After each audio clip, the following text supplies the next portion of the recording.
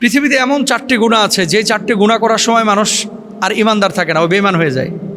4টা গুনাহ আছে, যেই 4টা গুনাহ যদি আপনি করেন আপনি ইমানের মধ্যে থাকবেন না। এই গুনাহ যখন মানুষ করে তার ইমান থাকে না, সে ইমান থেকে খারেজ হয়ে যায়। 4টা গুনাহ। আমি যখন আলোচনাগুলো করি, আমি আমার মতো আলোচনা করছি, আপনারা আপনার মতো শুনতেছেন, কিন্তু এগুলো কলিজা কাঁপানো হাদিস। কলিজা কাঁপানো হাদিস।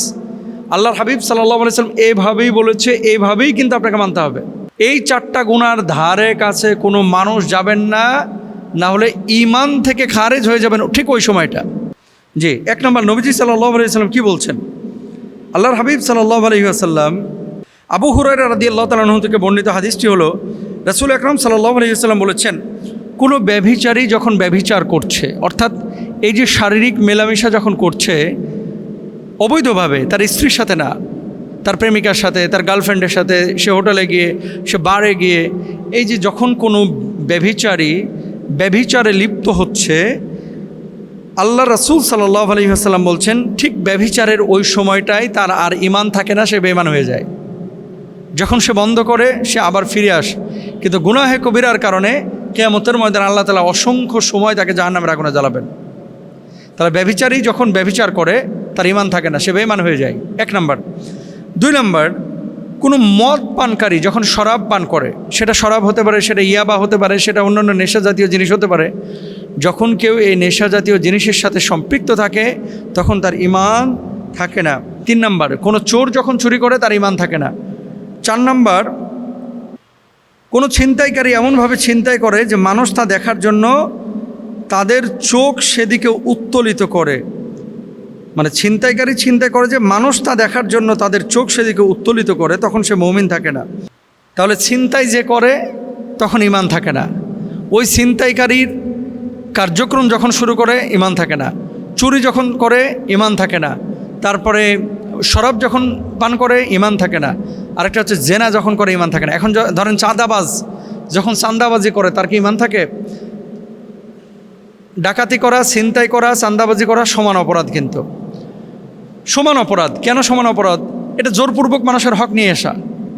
আপনি কোনো কাজ করলেন না, কিন্তু জোরপূর্বকভাবে। জানেন, কালকে রাত্রে আমাকে ত্রিশাল থেকে একজন ফোন করেছে যে হুজুর আমি ডিসেবল, আমি প্রতিবন্ধী, আমার একটা দোকান ছিল, সেই দোকানের জন্য 1.5 লক্ষ টাকা আমার কাছে চাঁদা চাওয়া হয়েছে।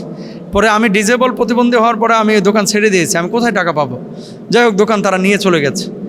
যে কথাটা বলতে যাচ্ছি যে এগুলোর ব্যাপারে ভয়ানক হাদিস আছে, কিন্তু আমাদের ভাইয়েরা বোনেরা এগুলোর ব্যাপারে বোঝে না।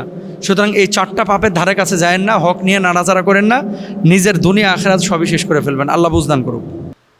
3 শ্রেণীর লোকের ব্যাপারে নবীজি সাল্লাল্লাহু আলাইহি ওয়াসাল্লাম নিজে কসম করেছেন। কসম, কলিজা কাঁপানো হাদিস। আল্লাহর হাবিব সাল্লাল্লাহু আলাইহি ওয়াসাল্লাম 3 শ্রেণীর লোকের ব্যাপারে কসম করেছেন। বি কেয়ারফুল, সতর্ক থাকেন ভাই, ধরা খেয়ে যাবেন না হলে।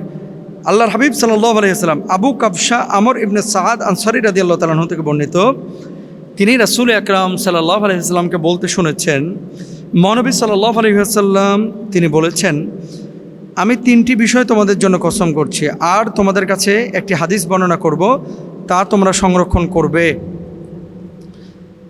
1 নম্বর, কোনো ব্যক্তি তার সম্পদ থেকে সদাকা করলে সেই সম্পদ কমে যায় না। নবীজি কসম করে বলেছেন। মানে আপনি দান করেছেন, আপনি যদি মনে করেন যে আপনার সম্পদ কমে যাবে, এটা ভুল।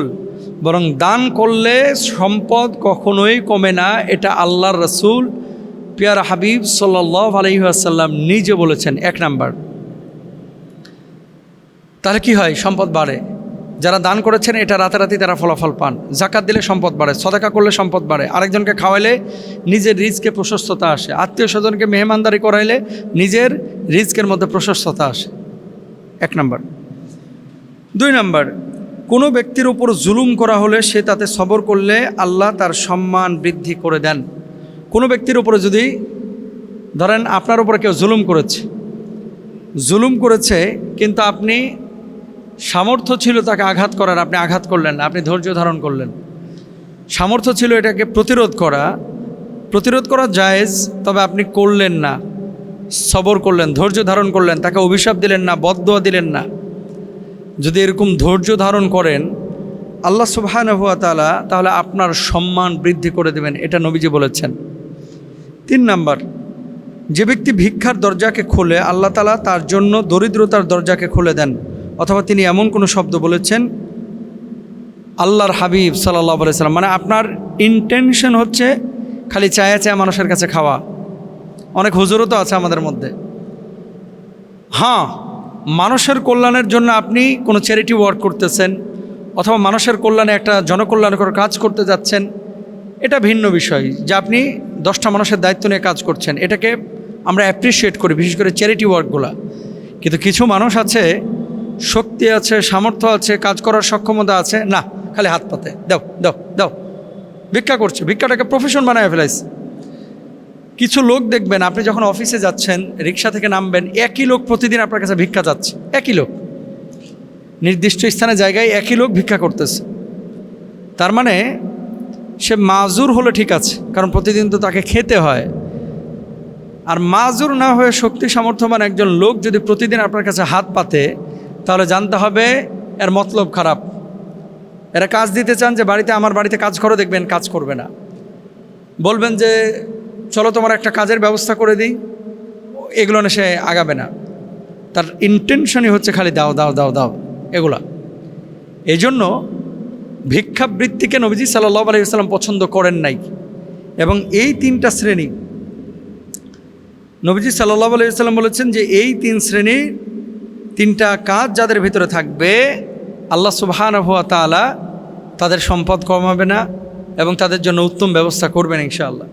আল্লাহ সুবহানাহু ওয়া তাআলা আমাদেরকে বুঝে বুঝে আমল করার তৌফিক দান করুন, আমিন। একে অপরের সঙ্গে যখন উঠা বসা করবেন, 3টা কাজ প্লিজ কেউ করেন না। যখন আপনি আপনার বন্ধুর সাথে বসছেন, আপনার স্ত্রীর সাথে বসছেন অথবা মহল্লার কোনো মানুষের সাথে বসছেন, এই পারস্পরিক উঠা বসার সময় 3টা কাজ ভুলেও কেউ করবেন না, ভুলেও না। আল্লাহর হাবিব সাল্লাল্লাহু আলাইহি ওয়াসাল্লাম সম্পূর্ণরূপে হারাম ঘোষণা করেছেন। অথচ এই 3টা কাজ আমাদের সমাজে, এই যে খেলা যে দেখতেছেন বসে বসে, দেখবেন এই 3 কাজ খেলার আগে আধা ঘন্টা যে ওয়েট করে এই 3টা কাজ করে, চায়ের দোকানে যে বসে থাকে এই 3টা কাজ করে, আবার মসজিদে একটু আগে ভাগে গেলে এই 3টা কাজ করে, মাঠে ঘাটে যখন বন্ধু বান্ধবের সাথে বসতেছে এই 3টা কাজ করে। অথচ নবীজি সাল্লাল্লাহু আলাইহি ওয়াসাল্লাম সম্পূর্ণরূপে হারাম করেছেন। Be careful. কোন 3টা কাজ? আল্লাহর হাবিব সাল্লাল্লাহু আলাইহি ওয়াসাল্লাম যে 3টা কাজের কথা বলেছেন, 1 নম্বর অন্যকে উপহাস করা।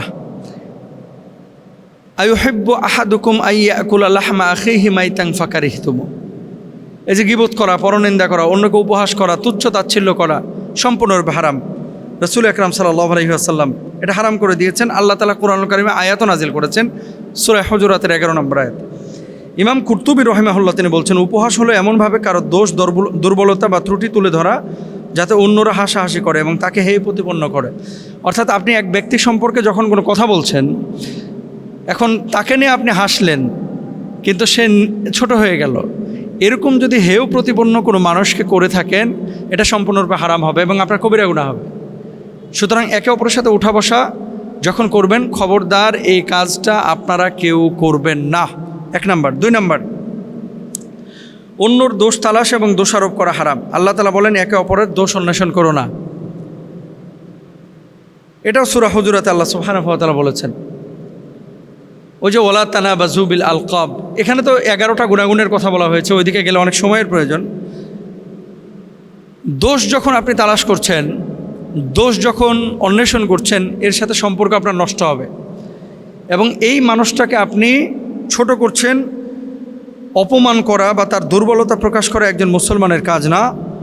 মারিফুল কোরআনের মধ্যে বলা হয়েছে, মানুষ যখন অন্যের দোষ প্রকাশ করে তখন অপর পক্ষও তার দোষ প্রকাশ করে, কারণ দোষ থেকে কোনো মানুষই সম্পূর্ণ মুক্ত নন।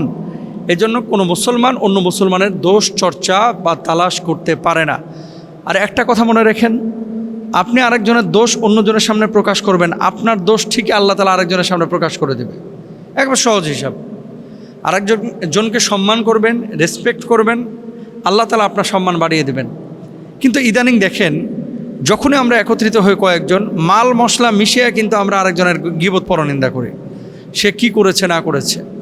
এটাকে কোরআনুল কারীমের ভাষ্য অনুসারে, যে তোমাদের মধ্যে কেউ কি আছে যে তার মৃত ভাইয়ের গোশত খাইতে বা ভক্ষণ করতে পছন্দ করে? কেউ তো পছন্দ করে না। তাহলে কেন আমরা গীবত করব? কিয়ামতের ময়দানে আগুনের কেচি দিয়ে জিহ্বাটাকে কেটে ফেলা হবে, এই জিহ্বাটাকে, যে জিহ্বা দিয়ে গীবত করা হয়েছে, এবং এই জিহ্বাটা মানে এই মুখকে জাহান্নামের আগুনে ঝলসানো হবে। এই জন্য কেউ গীবত করবেন না। 3 নম্বর, কাউকে অপমানজনক নামে ডাকা হারাম।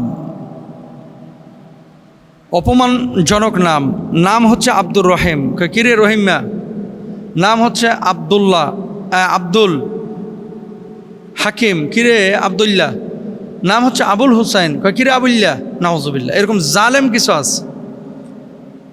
আর দেখবেন যে সিনেমা নাটকে ওই যে আগে দেখা যাইতো 90-এর দশকে, যত ব্যাড ক্যারেক্টার আছে এই ক্যারেক্টারগুলোতে হুজুরদের চরিত্র দেওয়া হয়, দাড়ি টুপি লাগিয়ে দেওয়া হয়, লাল রুমাল ঘাড়ে দেওয়া হয়।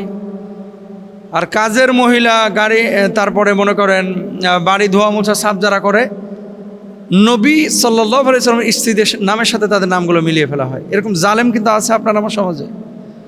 এই জন্য প্লিজ বি কেয়ারফুল, এই জিনিসগুলো আপনারা খেয়াল করবেন। মন্দ নামে কাউকে ডাকবেন না, দোষচর্চা করবেন না, দোষারোপ করবেন না এবং উপহাস করবেন না। এই উঠা বসাই যে কোনো মজলিসে যদি এই তিনটা বিষয় পান, ওই মজলিস ত্যাগ করেন, কারণ ওটা আগুনের মজলিসে পরিণত হয়। আপনি যেই চেয়ারটায় বসেছেন এটা জাহান্নামের চেয়ার, যেই জবান দিয়ে কথা বলতেছেন এই জিহ্বাটা তখন জাহান্নামে জিহ্বা হয়ে যাবে। এই জন্য এগুলো থেকে বিশেষ করে আমার মা বোনরাও খেয়াল করবেন এবং আমার ভাইরাও খেয়াল করবেন। আল্লাহ তাআলা আমাদেরকে বুঝ দান করুন।